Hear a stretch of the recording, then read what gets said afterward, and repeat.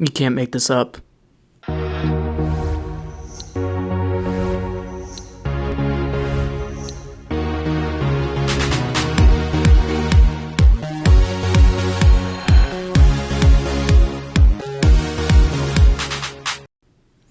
What's going on, guys? The New York sports fan.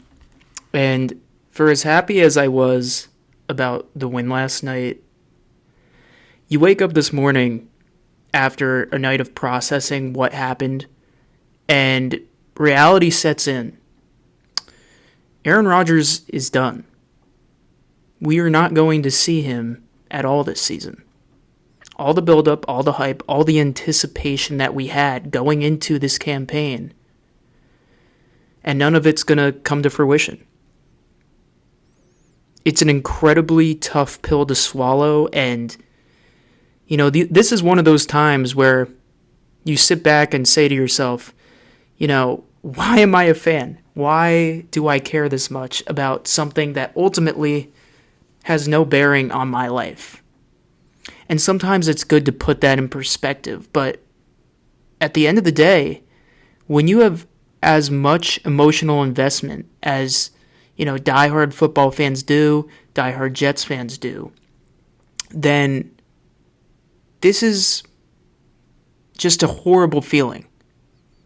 Now, is it on the level of, someone in your family being sick or, something actually terrible happening? Absolutely not. And that's why I say you got to put this in perspective. But the fact is that, as Jets fans, we've been bruised, battered, and beaten our entire lives. And we come into this season with the highest hopes, with the most anticipation, most excitement we've had in at least 10 to 15 years.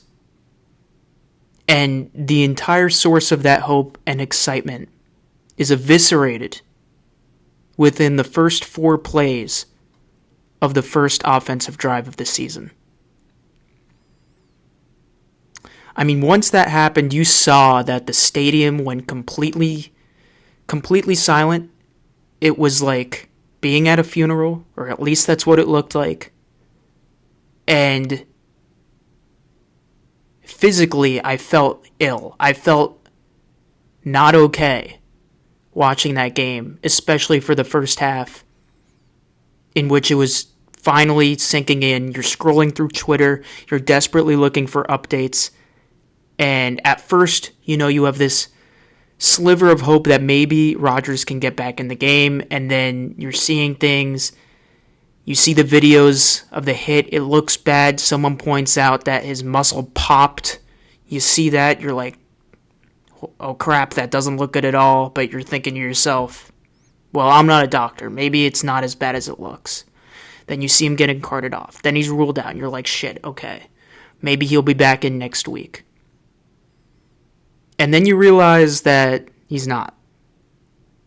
That all signs point to an Achilles tear, and that the worst possible outcome has come to fruition. Now, let's not lose sight of the fact that the Jets won this game, and it was honestly the most impressive win I've ever witnessed as a Jets fan. I mean, they beat one of the top teams in the NFL, no doubt about it, one of the best rosters in the NFL. The defense absolutely lived up to all the hype, all the expectations, all the lofty expectations that we had for them this season. Breece Hall looked exactly like he did last year. He looked like the best running back in football. And the special teams looked good really as well. All this is to say that all of our thoughts and our speculation that this Jets roster was one of the best in football was actually validated last night. And it really felt like a consolation prize winning that game. I feel like that's a good way of putting it. It was a consolation prize. I mean, look, the Jets are 1-0. The season in terms of win-loss record, in terms of making the playoffs, is not over. Anybody who says that is just, talking out of their you-know-whats. Because we've seen bad quarterbacks ride good defenses and good running games to the playoffs before. It's happened. It's not exactly a recipe of success in this day and age. It doesn't happen all too often, but it does occasionally happen. But the fact is, as much of a positive spin as you can try to put on this, and you can try to put on the rest of the season, the fact is, if Zach Wilson continues to play like he did last night, and like he has his entire career, the Jets have no chance of winning a championship this year. And I'm not saying that they were a shoo-in even with Aaron Rodgers, because this is an extremely difficult conference to win in. There's a lot of good teams, a lot of good quarterbacks. But they had a legitimate shot with him. And after seeing how the rest of the team played last night, in a way it makes you feel even worse. Because right now, with Zach Wilson, assuming he plays at this level, even if he improves a little bit, you look at the Jets' schedule, it's going to be hard for them to win more than 7 or 8 games. It is. They're facing the Eagles. They're facing the Chiefs. They're going to face the Bills again on the road. They're facing the Dolphins twice. They're facing the Chargers. They're going to face a good Browns team. They always struggle against the Patriots. We all thought this was going to be the year where they finally beat New England, but with Zach Wilson, I don't know if it is. So this is extremely disheartening. So the question is, where do they go from here? And it's not going to be an easy decision. I mean, in terms of bringing in a quarterback, that should be an easy decision, but I mean, what do you do? What can you expect? There's not that many great options out there, I know that. People have floated around the idea of Jameis Winston, okay. I mean, is he really going to be an improvement? Maybe. But the thing is, he's coming in, or he would be coming in the middle of a season with no prior preparation, no prior reps with this team in a different system, and he's already a guy that has clear weaknesses. I mean, you could bring in Gardner Minshew, who's on the Colts practice squad, maybe, and that could perhaps be an upgrade. But at the end of the day, it's going to take a miracle for the Jets to have even competent quarterback play. It just is. I do expect them to add another quarterback. I can't imagine they go into this game against Dallas next week with Tim Boyle as the backup. Now, maybe that's the case only because if they were to bring in a quarterback, that guy's inactive for this week, but going forward, they have to do something. And even if they do something, it's not going to be a perfect solution. There is no perfect solution. You know, as a young Jets fan, I've heard comparisons to 1999. That team was coming off of an AFC Championship appearance, and they felt going into that year that it was their time.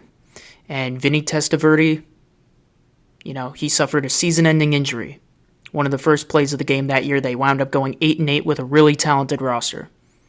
And I hate to say it, but that's probably around where I'd expect the Jets to be this season. And as for Aaron Rodgers, I feel horrible for him. I really do. I know he's getting paid a lot of money, you know, what have you, but I gotta say, I think this is it for him. I think this is his career. He's almost 40. It's going to be a long rehab process from this injury. And for the Jets, the unfortunate reality is that they probably just have to roll with Zach Wilson. Famous last words, but that's kind of what they have to do at this point. And if he shows again that he's not the guy, then we're right back where we started. But at one point or the other, they got to get a quarterback in here. I just don't know who that's going to be. So, you know, they won last night. That's great, but I don't remember a more bittersweet victory than that, albeit I don't remember a more impressive victory than that. But you can't make it up. You know, it's hard to put into words the level of disappointment and frustration and sadness that's going through every Jets fan right now. We don't deserve this, but it's our reality. Let me know what you guys think. As always, all the love.